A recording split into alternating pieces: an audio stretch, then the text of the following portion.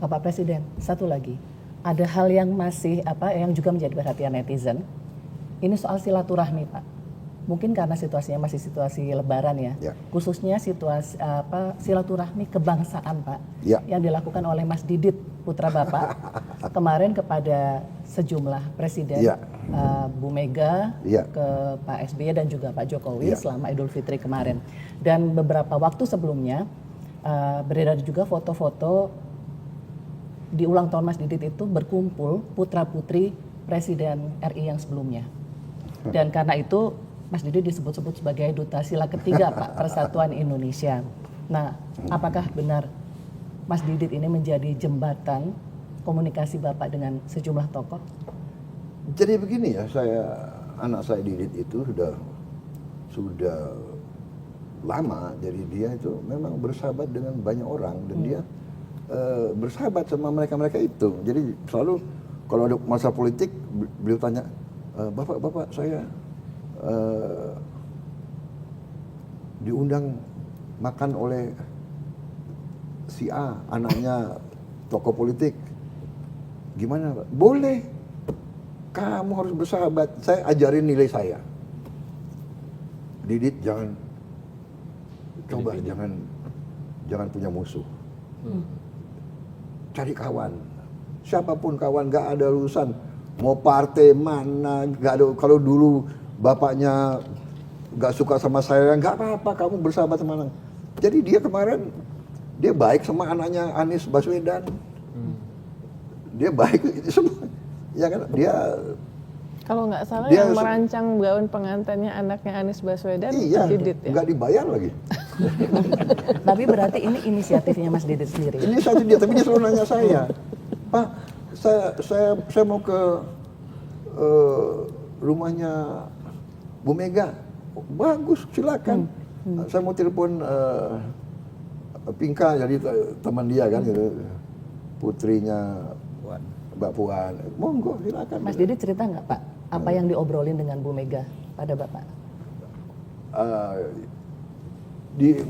Ngobrolin ya yang baik-baik aja ya, yang dia hubungannya baik sama Ibu Mega dari dulu, dan sama Mas Ahaye dia baik, sama semua. Saya heran juga, jadi oke, dia bisa kumpulin yang aku nggak bisa kumpulin, dia bisa kumpulin. Dan dia ada nakalnya, kadang-kadang dia kumpulin, dia nggak kasih tahu saya, dia nggak kasih tahu saya. Jadi saya datang, surprise untuk Bapak ya? Jadi saya kira itu bagus. Saya mengatakan, ya lawan politik Bapak itu bukan musuh Bapak. Apalagi dari masalah kamu. Kamu harus baik sama semua orang. Berbeda itu bagi saya biasa, ya kan? Benar nggak? Orang kita bertanding kan. Saya ini dulu ya waktu muda ya suka bela diri kan.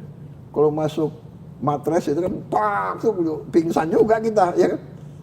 Habis itu kita berdiri kasih tangan, ya kan? Itu dididik begitu, ya kan? Padahal babak belur kita kalau kalah, ya kan? Nggak apa-apa. Ya kadang-kadang, tapi saya senang dia nangkep itu. Oh, saya nggak apa-apa. Saya bilang, Bapak suka kalau kamu bersahabat sama siapapun. Dia begitu. Jadi boleh nggak saya diundang sini, boleh nggak? Boleh, nggak ada masalah, ya kan?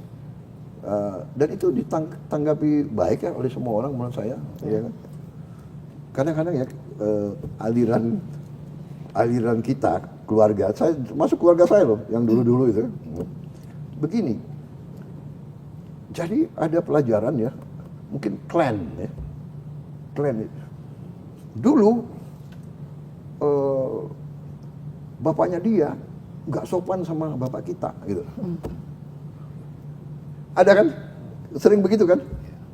Dulu dia tidak sopan sama, dulu gitu, ya. Kalau saya bilang udah nggak apa-apa, ya kan? Dulu sekarang beda. Mungkin juga, umpamanya kita berbeda pendapat ya. Dia nggak suka sama saya nggak suka sama dia, tapi dia nggak suka sama saya, mungkin saya juga ada kesalahan, mungkin, ya kan? Namanya anak muda, bener nggak? Kadang-kadang saya sembrono juga gitu loh.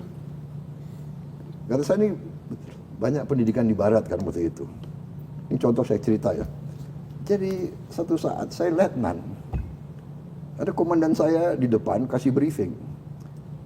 Saya di belakang, saya duduk begini. Kan di barat biasa kan? Iya. Saya di sekolah waktu itu duduk begini, nggak dimarahin guru saya waktu di Inggris. Tapi untuk komandan saya yang orang Jawa, Letnan Prabowo, kamu yang benar, siap. Nah, itu loh. Jadi bukan niat saya, tapi dia udah tersinggung gitu. Hal-hal kecil seperti itu, ya kan? Kadang-kadang umpamanya anak muda tolak pinggang, kan di budaya Barat itu tolak pinggang nggak apa-apa, ya kan?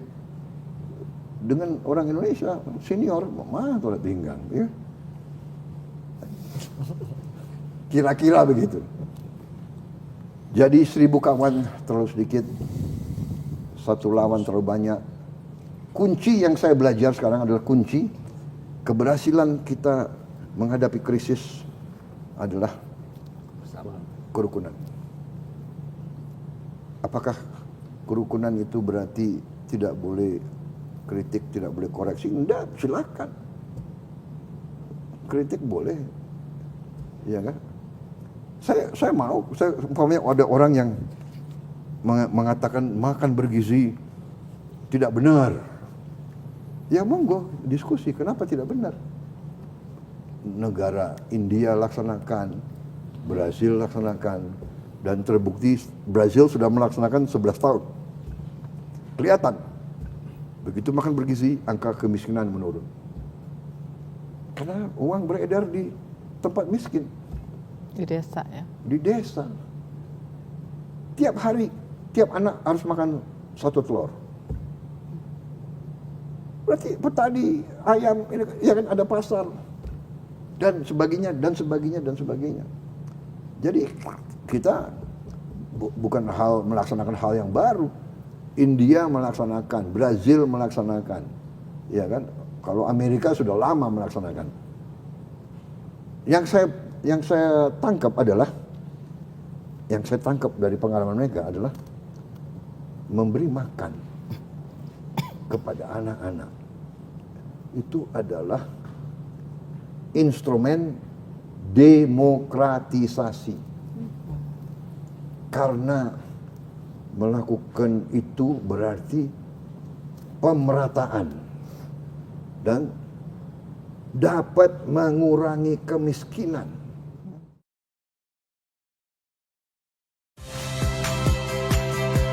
Saya Priska Clarissa.